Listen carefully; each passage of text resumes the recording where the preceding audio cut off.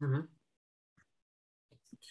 Buenos días. Hoy nos encontramos con Jordan Arroyo Carvajal, que nos ha permitido esta entrevista. Le agradezco mucho, estoy muy agradecido por estos minutos. Espero que sea breve y yo sé que también tienes otras actividades. Entonces, voy a hacer una pequeña presentación de nuestro estimado Jordan Arroyo Carvajal. Es poeta y docente universitario, jefe editor de la revista académica de Dioses y Hombres y director y fundador de la revista literaria Ahkuki. Bien, me gustaría dividir esta entrevista en dos apartados. El primero sería una breve pregunta sobre un artículo que tienes que se llama Tradición Grecolatina en la novela costarricense Los Peor de Fernando Contreras, en donde haces una relación entre los textos grecolatinos y las particularidades de la urbe. Me gustaría, si eres tan amable, de que pudieses desarrollar este tópico en este punto. Sí, claro, Vixu, pues encantado de estar en este espacio. Cuando tengan gusto, pues aquí estoy. Creo que sin literatura no. Siempre me hago esa pregunta: ¿qué sería de la vida de uno sin la literatura? Tanto la parte académica como propiamente la cultural, literaria. Me gusta mucho, pues, intercambiar espacios como estos que tenemos en este momento y bueno, lo agradezco. En torno al artículo, bien, es un estudio que se inserta en diferentes campos de tensiones, lo que entiende la historiografía literaria como tensiones. Incluso lo vemos desde el mismo título, tradición grecolatina, ¿verdad? ¿Por qué no colocarle tradición clásica? Bien, justamente porque dentro de los aportes que ha brindado el doctor Francisco García Jurado, en uno de sus libros que publica justamente en 2016, Tradición Clásica, Teoría, Historia y Métodos, me gusta muchísimo, bueno, que lo publica en la UNAM, me gusta muchísimo porque él nos dice que posterior a los estudios postcoloniales, hablamos 70s, 80 principalmente, hay una apertura del criterio de clásico. Ese conocimiento él lo obtuvo y de veras que me gusta muchísimo cuando hace un viaje a Oriente y se encuentra con que en Oriente hay clásicos. Entonces dice, pero ¿cómo es esto si en Europa tenemos clásicos como Grecia y Roma? Y a partir de ese estudio él habla de la posibilidad de introducir a este campo de estudios los clásicos indígenas, los clásicos orientales, los clásicos celtas, etcétera. Y justamente eso va de la mano con la coyuntura entre la urbe y la figura propiamente de Polifemo, que es un enfrentamiento de pugnas entre los grupos de poder y esa figura de Polifemo que representa la otredad desde su construcción en la misma Odisea, en el canto 9, donde encontramos diferentes pasajes ya donde lo presentan como un monstruo terrible, un monstruo horrible. Nos hablan también de una figura que, basado en los criterios de Aristóteles, en una figura que carece de política, ¿verdad? E incluso si nos vamos a la etimología del nombre, a la onomástica de Polifemo, encontramos poli, femí, el de muchas palabras, y bueno, ahí a nivel pragmático hay un acto de habla irónico, porque al ser Polifemo parte o representante de los grupos subalternos, como lo dice la teórica de la India, Gayatri Spivak, él es el de pocas palabras, o más bien dicho, el que no habla, y si habla, su voz no trasciende, porque representa estas subalternidades. Incluso es muy interesante que en esta novela costarricense su morfología se construya desde el inicio de la novela y diga, el niño Polifemo Peor es el símbolo de nuestros tiempos. Ahí de inmediato el autor desde el yo narrador, nos está dejando claro que es Polifemo, pero no Polifemo el de Homero, es un nuevo Polifemo, es el Polifemo que simboliza los nuevos tiempos costarricenses. Aparte, eso es importante destacarlo, es un niño, no es el cíclope monstruoso, sino que es una figura que han utilizado mucho incluso los escritores contemporáneos, no solo con este mito de Polifemo, sino también con otro mito como el de el Minotauro. Hay una figura del cíclope humanizada. Tenemos un niño que anda por las calles de San José. San José es la capital en Costa Rica, pero no por la San José que de repente quizás se le expone a los extranjeros, sino a esa parte de la urbe donde están los prostíbulos, donde duermen los indigentes, donde hay pobreza, donde hay desigualdad. Incluso el mismo Polifemo nace en un prostíbulo. Él nace en un prostíbulo y bueno, para alejarlo de la sociedad, porque desde que nace lo presenta como un bicho raro, como el otro, como un monstruo. La madre incluso cuando lo ve no lo quiere, ella con solo verlo se asusta. Lo envían a una parte trasera de la casa para que él esté refugiado ahí, en el jardín, en la parte oculta, donde él debe pues convivir durante mucho tiempo. Y eso no es casualidad porque una de las principales teóricas de las estructuras simbólicas literarias en Costa Rica, de la literatura costarricense, la doctora María Moretti, nos dice que en la literatura costarricense la casa va a significar el Estado, la patria. Por tanto, no es casualidad que a Polifemo lo envíen a dormir o lo envíen a ocultarse en las lejanías de este prostíbulo. Y por eso en la misma novela se dice que el niño Polifemo es el discriminado entre los discriminados. O sea, el prostíbulo como tal, como morfema, como estructura, ya representa una parte desacralizada de la sociedad costarricense de los 80. Entonces, imagínense todavía si a él ni siquiera lo aceptan en el prostíbulo. Es tan subordinado que tiene que dormir en las afueras del prostíbulo.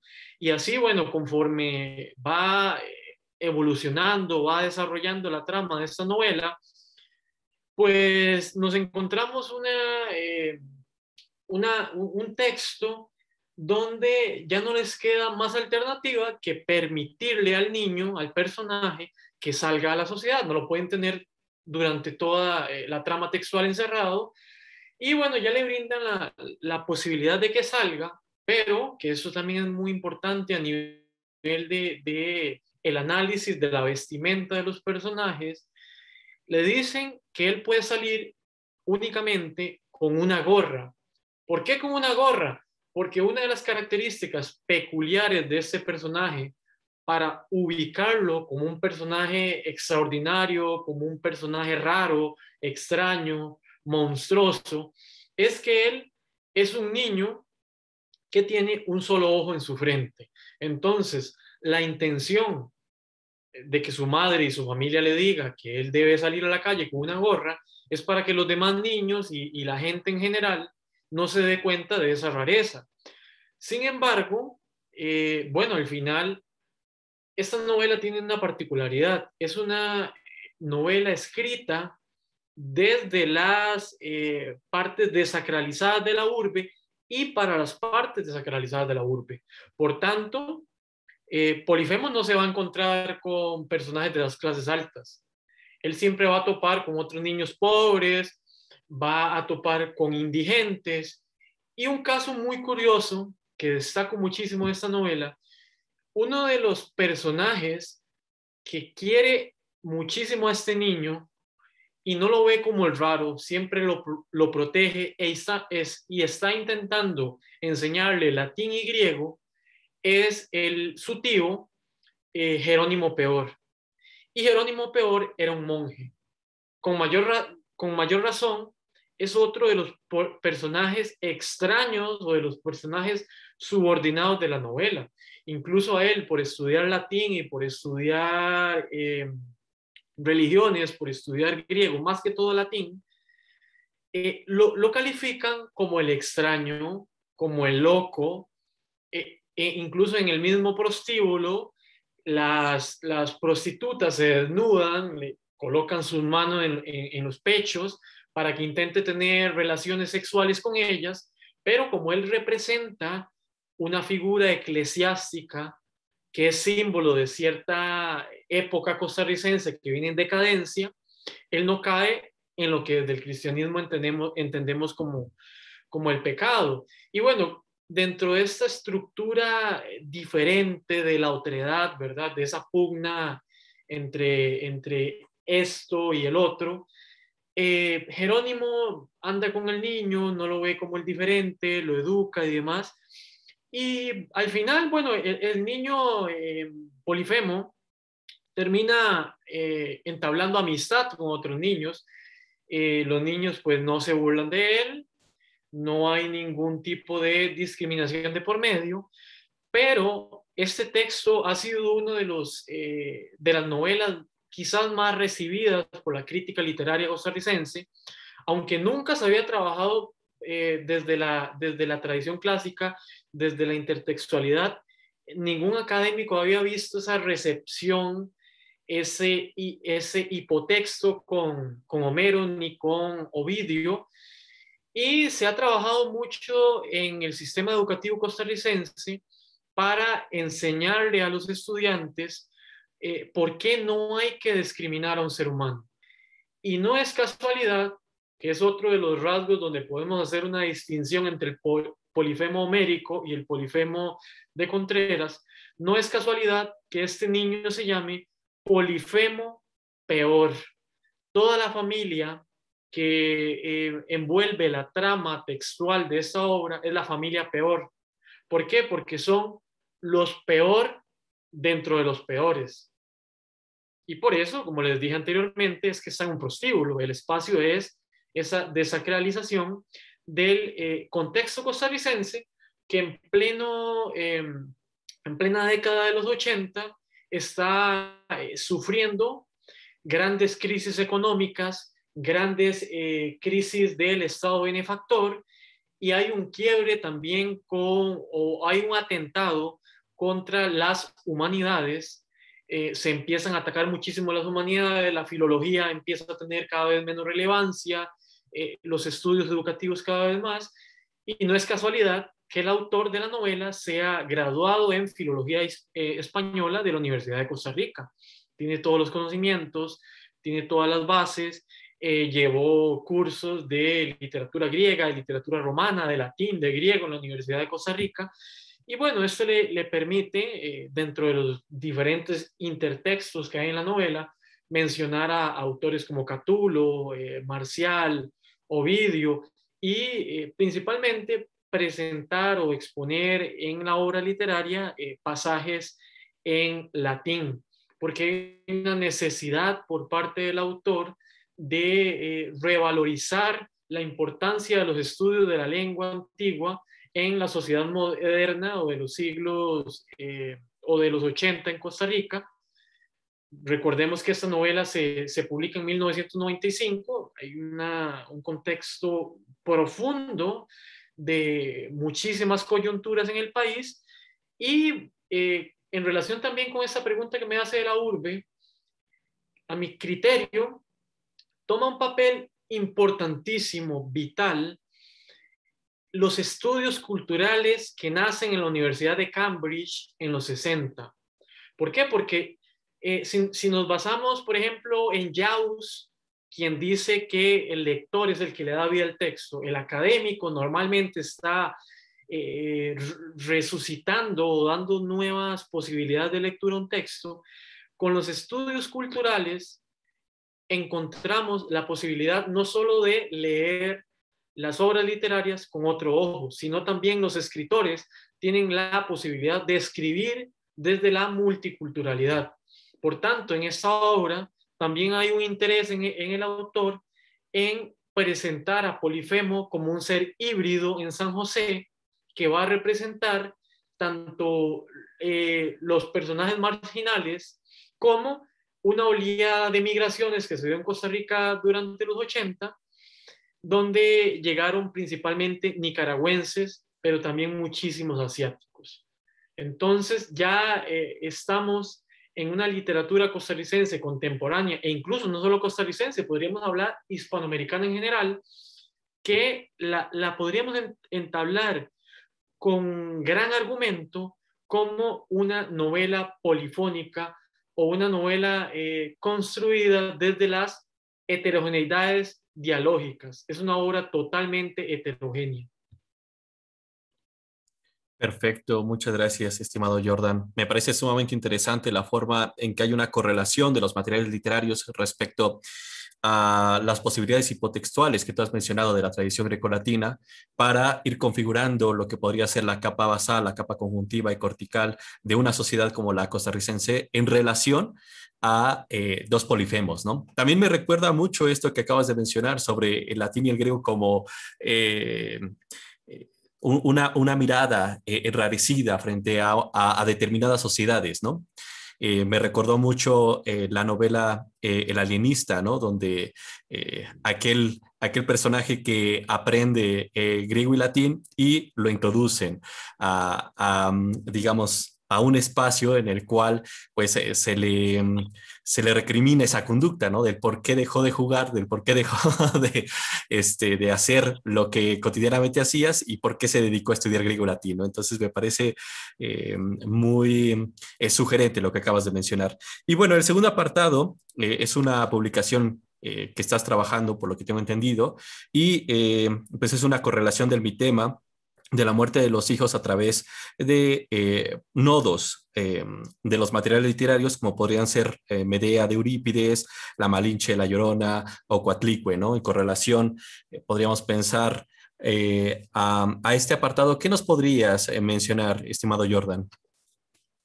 Sí, bueno, recapitulando un poco ya para cerrar esta parte de Polifemo, creo que incluso a esta novela se le podrían dar unos 2 artículos más, unas 2 lecturas más, que claro, al ser un artículo no da, pero en el proceso de investigación, que es muy, muy interesante, lo dejo expuesto para quien quiera buscarlo, en el proceso de investigación me doy cuenta que dentro de las representaciones que los españoles hicieron cuando llegaron a Abya Yala, justamente una de las representaciones cuando ellos tienen ese contacto con los indígenas fue como cíclopes, porque el cíclope en el imaginario colectivo siempre va a representar esa rareza. Lo veíamos en Homero, lo veíamos en Higinio, lo veíamos incluso en Ovidio, aunque Ovidio se separa un poco más de esa parte tan fuerte como la presenta Homero, pero vemos cómo los españoles ya inconscientemente hablando, ven a esos otros, a esos que hablan diferente a mí, que tienen un color diferente, ¿verdad? Y ya recurro a representarlo como un cíclope. Pueden encontrar, hay dibujos, si no me equivoco, un autor que trabaja esta parte, por quien me di cuenta, es Castaliodis, si no me falla pues la memoria. Y ahí, bueno, una pincelada dentro de lo mucho que podría decirse. Ahora, en torno con la figura de Medea, ya nos desplazamos totalmente a otro parámetro, aunque sigue encontrando ciertas similitudes en torno a estas figuras míticas que cargan con imágenes o que cargan con morfemas de violencia. Más, claro, no podemos comparar la figura de Penélope con la de Medea, porque la de Medea carga muchísima violencia más de por medio. Aquí, bueno, este estudio que en este momento lo está revisando una doctora ya pues, para publicarlo, ojalá pues pronto. Es un estudio, primeramente cabe decir, que está dedicado a los trabajos que han desarrollado el doctor Andrés Pociña, catedrático de la Universidad de Granada. Bueno, se saca su licenciatura en la Universidad de Salamanca y a su esposa, la doctora Aurora López. Ambos podríamos considerarlos como los máximos estudiosos de la figura de Medea en el mundo. Ellos tienen 2 libros, uno que lo publican en 2006, se llama algo así como Otras Medeas. Son 2 tomos, cada uno como de 1.400 páginas. Estamos hablando de 3.000 y resto de páginas, donde se incorporan artículos de diferentes estudiosos en todo el mundo. Bueno, en Hispanoamérica, en Latinoamérica, destaca la participación de la doctora Elina Miranda Cancela. Ella es la máxima estudiosa de la figura de Medea en las Antillas. Y bueno, y no solo la de Medea, ha estudiado pues las figuras míticas en las Antillas. Curiosamente, es la primera académica en estudiar la figura de Medea en la literatura costarricense, analizando un cuento, un relato que se publicó en 1986 por una profesora de filología clásica de la Universidad de Costa Rica, que se llama Emilia Macaya Trejos. Pero creo a mi criterio, hay miles de criterios, yo los respeto, pero bueno, me he casado con esta metodología. Cuando uno hace un trabajo de recopilación, desde mi método, pues, que considero el más apropiado, pienso que uno debe delimitarse un género, porque si hablamos de literatura en general, imagínense, habría que meter en el libro novelas, habría que meter cuentos. Entonces, ¿cuál es el género que delimito en este libro? La poesía. Me delimito en la poesía. Punto importante, la mayoría de estudios que se han hecho en todo el mundo han sido en su mayoría en novelas y por supuesto en teatro. Más en novelas, desde los 60 para acá han sido más novelas. Uno pensaría que obras de teatro, pero no, han sido más novelas que se han hecho en Alemania, que se han hecho en Francia.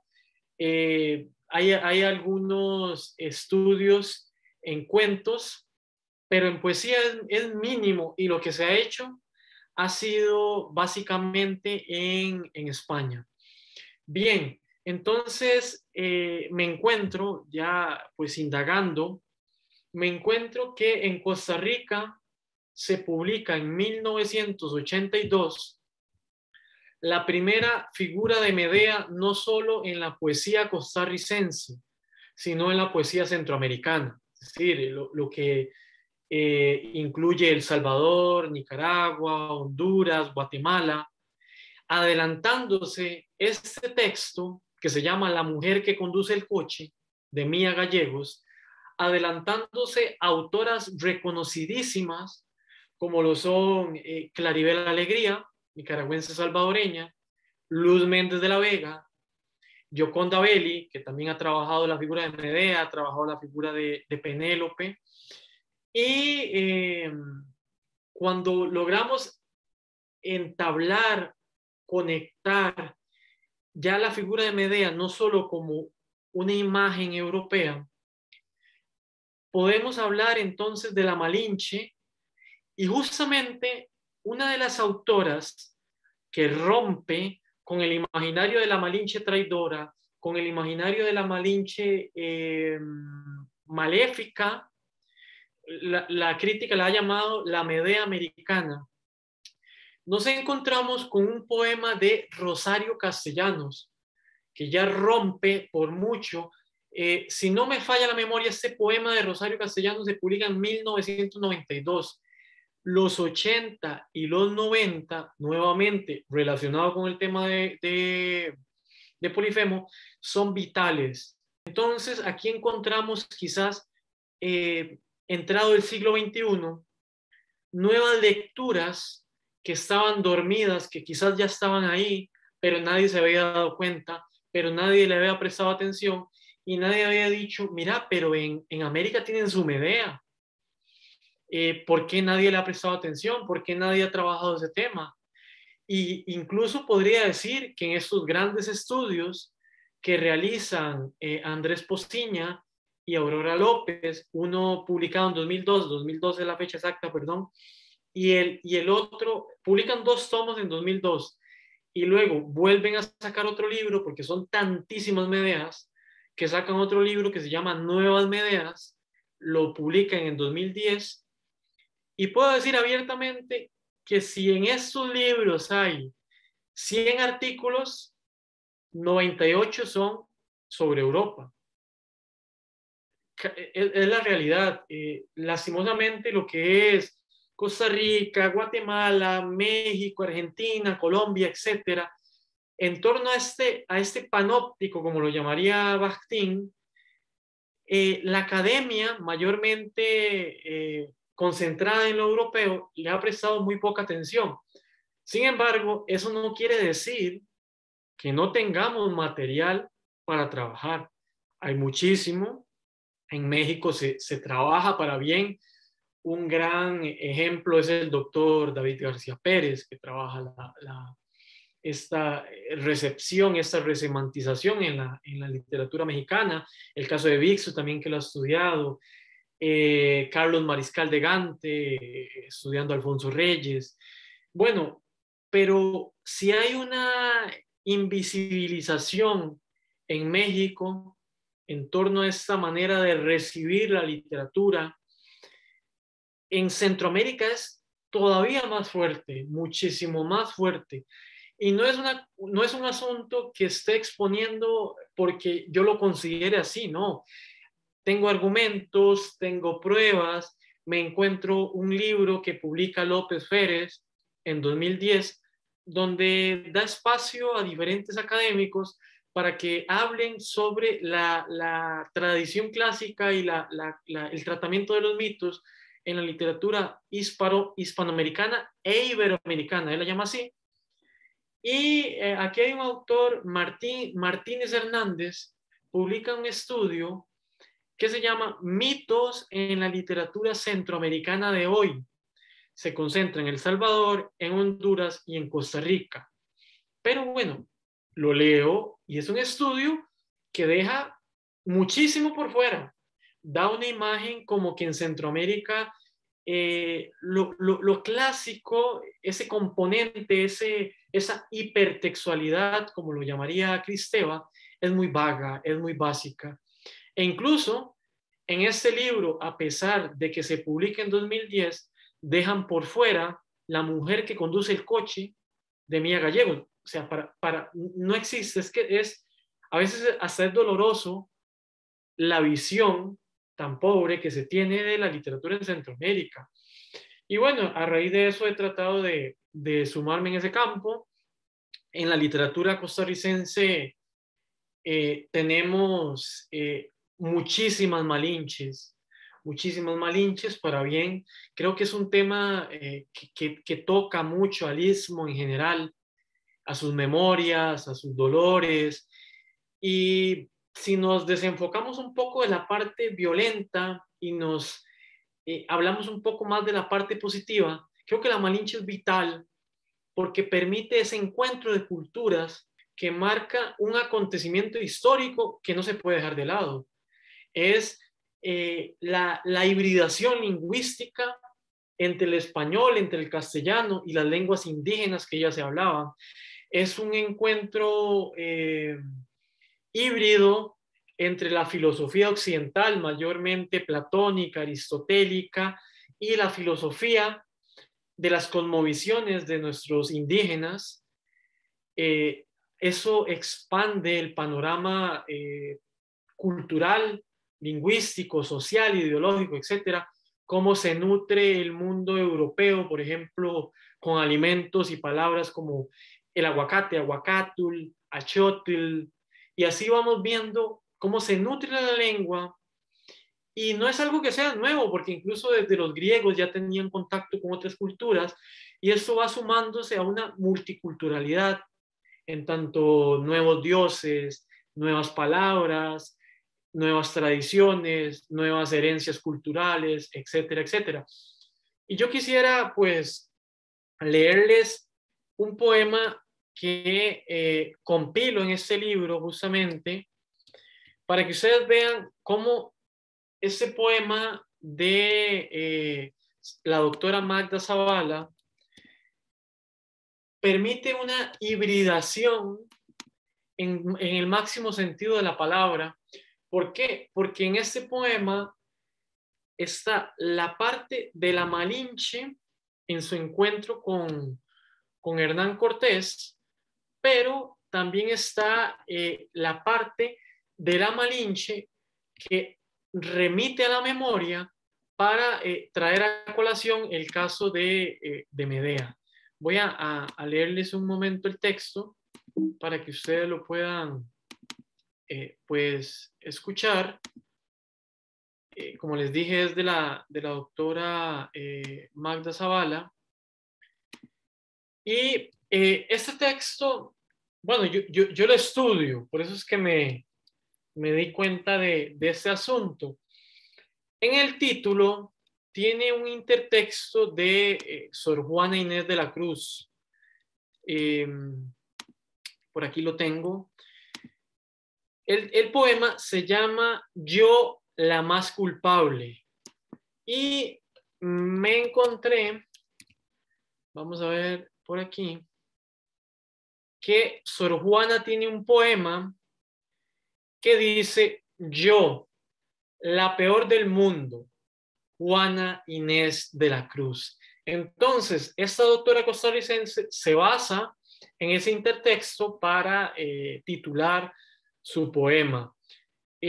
Aquí me encuentro que eso está en los documentos del libro de profesiones del convento de San Jerónimo, publicados en la 10ª edición de Obras Completa, edición Porrúa, y aparece así: aquí arriba se ha de anotar el día de mi muerte, mes y año.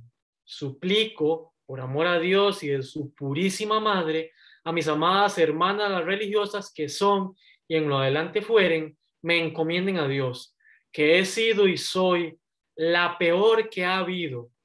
A todas pido perdón por amor de Dios y de su madre. Yo, la peor del mundo, Juana Inés de la Cruz, 413, página 876. Ahora bien, vamos a ir al poema para que ustedes mismos en el libro pues ya podrán encontrar el análisis detallado de este poema, pero ya podrán ustedes encontrar los dialogismos poéticos que hay en el texto. Malixín, bueno, primero para ubicar un poco al público, este poema lo vamos a ubicar en la estética de la poesía documental. ¿Qué es la poesía documental? La poesía documental es aquella que toma datos históricos para poetizarlos, presentarlos como literatura. Entonces, gran parte de los datos que están aquí son tomados de fuentes históricas. No es el único poema que esta autora construye desde esta estética. Ella se caracteriza por el uso de esa estética. Incluso en 2017 publica un poemario que se llama Antigua Luna, que lo que hace es recopilar una muestra de mujeres de la antigua Guatemala, por eso se llama Antigua Luna, para rescatarlas y presentarlas como poemas. Entonces vemos: Malixín me llamaban, Malinche con desprecio casi todos, y Marina en cristiano. Ninguno de ellos el nombre mío, que me hicieron olvidar. Quizás fuera Malinachi, hierba para cordeles, y Tenepatl, la de fácil palabra. Aunque siempre llevé en alto la frente, me obligaron a rodar por el oprobio, los primeros quienes debieron cuidarme, mi padrastro y sus hijos. Ellos me lanzaron de la casa paterna por ser heredera de la estirpe conductora, y más tarde fui vendida como esclava en Tabasco, una más entre las múltiples vencidas. Así, a los 15 años, con mancilla en todos mis sentidos, llegué hasta Cortés, el invasor, el del yelmo de plata, en quien vi probable salvación para mi pueblo. Él me entregó a Alonso Hernández para luego arrepentirse y recuperarme. Yo me apremié por su cuerpo, su vehemencia y su arrojo. Con mi lengua múltiple le hablé y él supo escucharme. Me ofreció sentimientos, casa y estima para luego borrar todas sus huellas. Terminé con nuestro hijo en brazos, repudiado en la casa del soldado Jaramillo como esposa. Siendo de los pueblos de Veracruz, ardía contra los mexicas, sus tributos y sus guerras floridas. Por eso hermané lenguas, guié y rebelé, y también protegí cuanto pude a los míos, cuando logré captar la magnitud de lo sucedido. Antes no comprendía nada, era claro para mí. De la bruma salieron las carabelas y los ruidos de los cascos. Nada entendieron al inicio ni los chamanes Jamén, ni los Tlazahuiki pudieron adivinar. Dolió todos los días de mi vida esa ignorancia, como ella, la hija de la ninfa en el cuento del fraile Jerónimo. Para su desgracia, loca por un navegante en pos del mechón de oro, tuve yo incontables pasos de errancia involuntaria. Maté a los hijos de mi pueblo, a mis hermanos, en mi caso, sin proponérmelo. Pero fueron muchos malos muertos míos que en la deuda de ella, e infinitos los ríos púrpura violencia, espejo del anuncio profético a Moctezuma. Como ella, fui extranjera hostilizada yo en México Tenochtitlán, y también por el hombre que cegó mi entendimiento y por otros muchos más, usted, señora, acusó el fraile de Aguilar, la más culpable entre las mujeres de esta historia. Usted, como la celosa de belleza infame, usted como Medea, creció traidora para hacer azote. Cuando ya inútil para él, el Señor me llevó como lengua, fingido destierro a los hibueras, y poco más tarde sobrevino la muerte, tal vez ordenada por él. No hubo cardenales en mi cuello, como sí en el de Sevillana, su mujer primera. Escribieron que morí de la viruela. Vagar ahora sin fin por las calles es mi destino.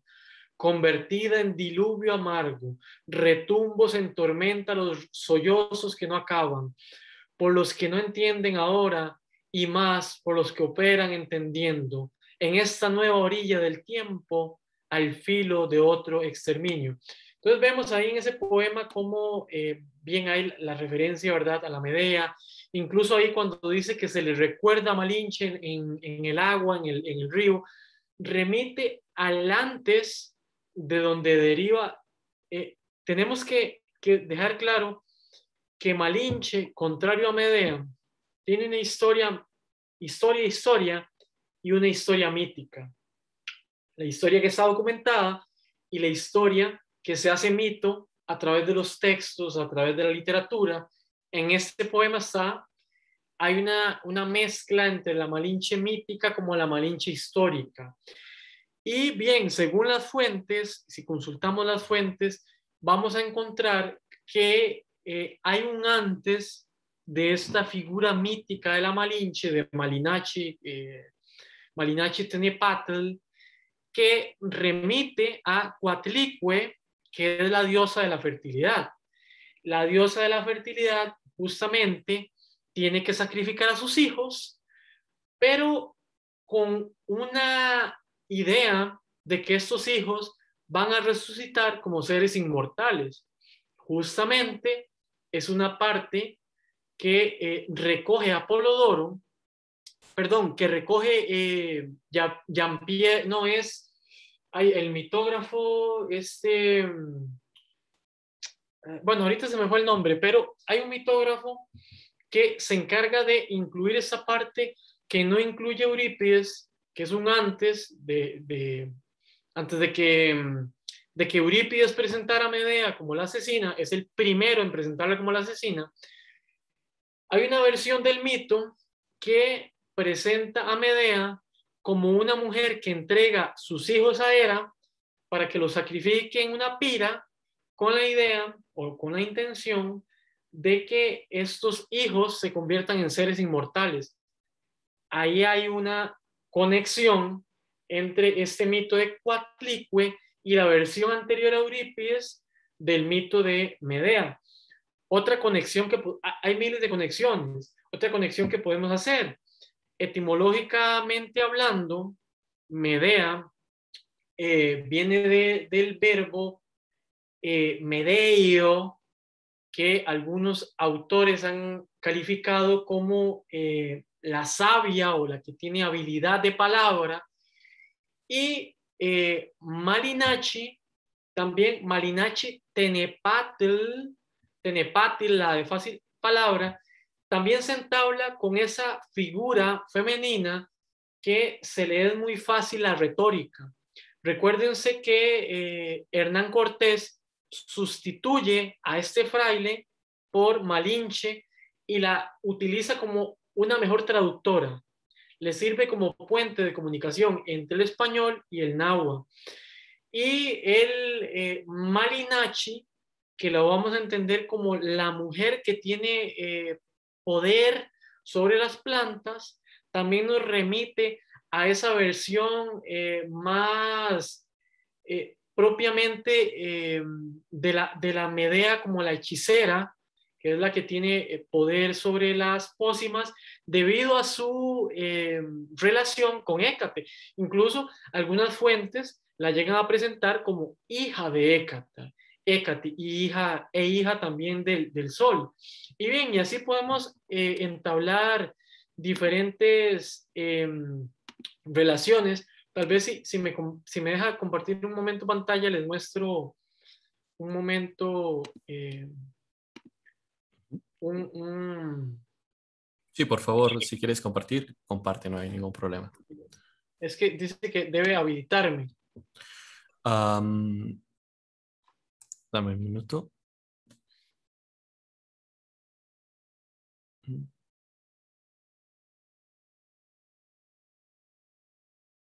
Bueno, y mientras vamos obteniendo la posibilidad de compartir, del mito de Coatlicue surge la leyenda de la Llorona. Y de la leyenda de la Llorona surge esta versión de la Malinche, que pues justamente en algunas fuentes se habla de que mató a sus hijos. Hay algunas fuentes que incluso la presentan como la asesina de sus hijos, ¿verdad? Vamos a ver aquí lo que les quiero mostrar.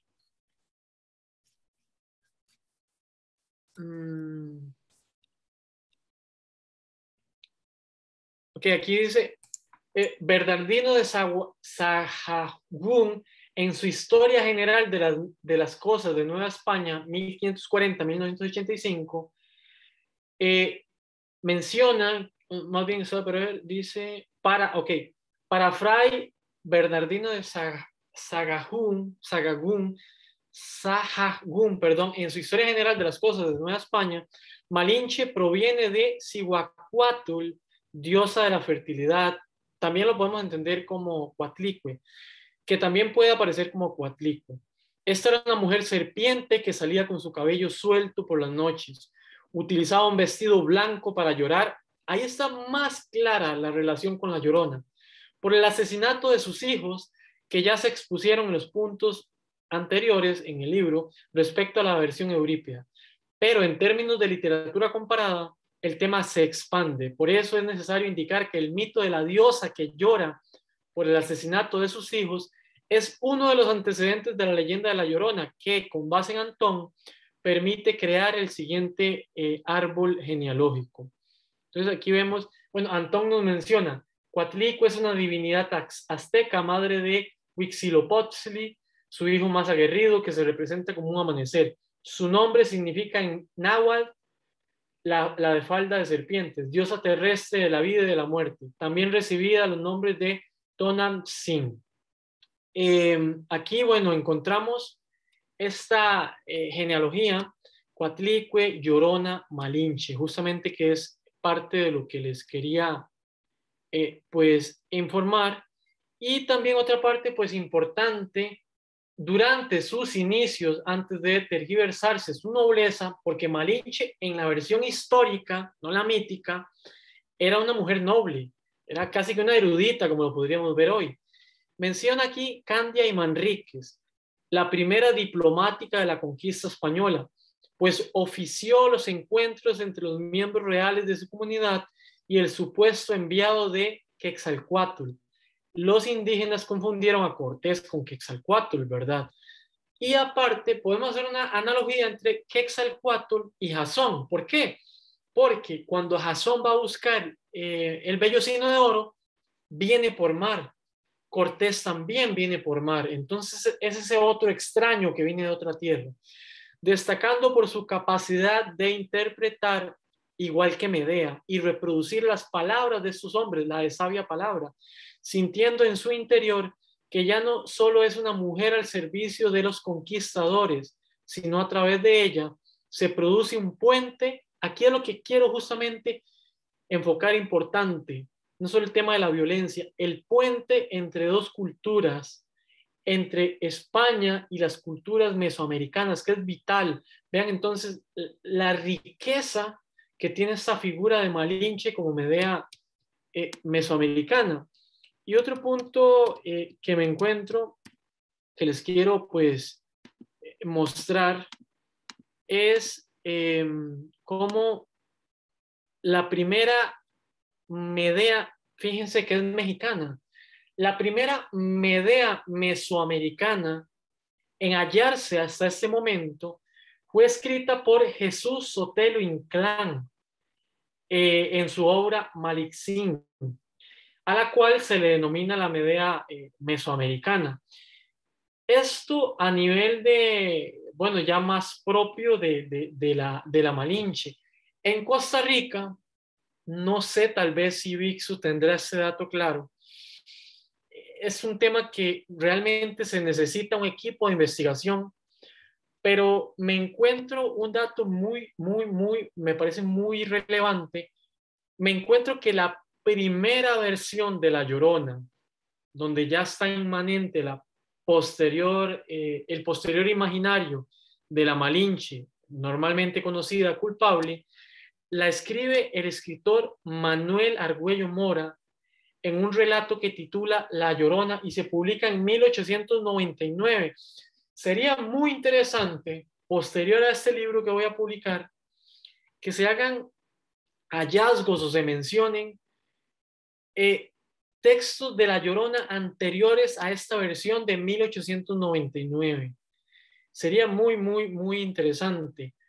Y bueno, les quiero, ya para cerrar, mostrar cómo en este libro, podemos encontrar aquí lo que hago. Bueno, que fue un trabajo, bueno, me costó muchísimo. Aquí lo que hago es lo siguiente: hago una tabulación, sistematización de Medeas, entendámoslo como la Medea eurípea o la Medea americana, que están en el mundo desde 2021, fecha en la que estamos, hasta su mención en Hesiodo en el siglo 7 antes de Cristo. Entonces vemos cómo hay Medeas italianas. Aquí lo que hago es que menciono el título de la obra, menciono el autor y el país, el año de publicación. Esta es inédita, se presentó, pero está inédita.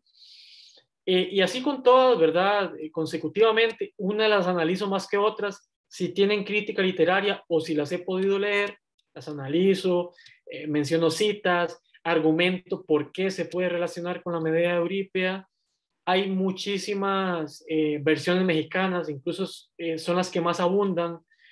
Luego ya encontramos otras versiones colombianas, como esta de Carta de la Bruja, de Angélica Hoyos, de Colombia, de Suecia, unos poemas que he escrito yo, de Venezuela, de México. En México hay muchas versiones de esta figura. Si lo notan, tengo aquí Mariana Viveros de México, Jimena Ocaña.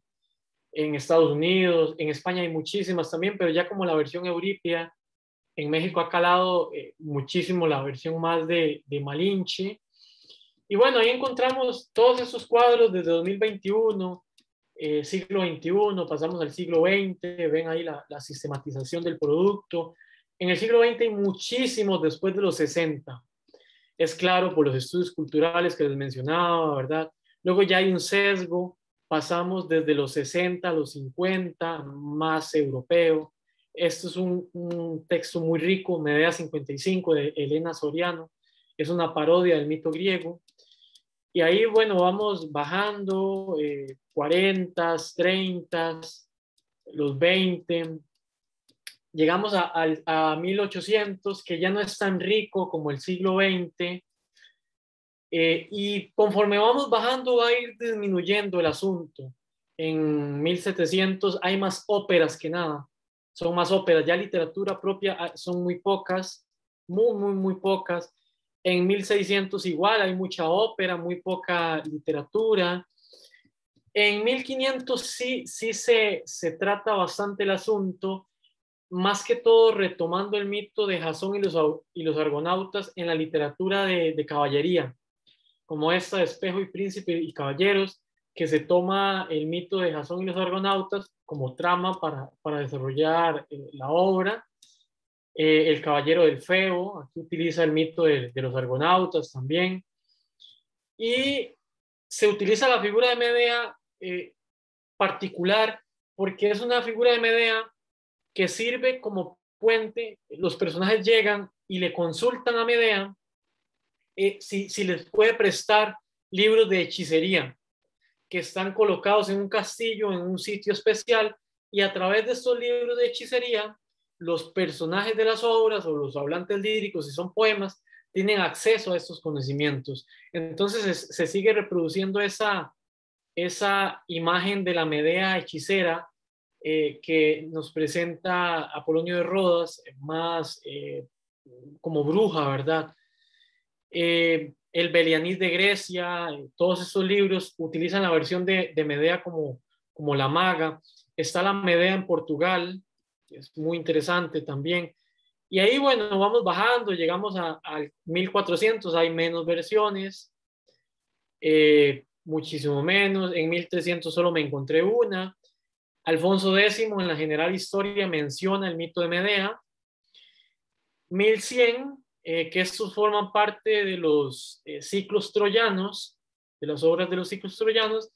Y bueno, vean aquí cómo desde 1165 tenemos que brincar hasta el 8 después de Cristo, con la Metamorfosis de Ovidio, donde ya aparece la Medea, ¿verdad? En este texto. También lo tenemos en Blosio Emilio de Araconcio. Esta Medea se titula así, la obra Medea en el 5 después de Cristo. En Pausanias, que la menciona.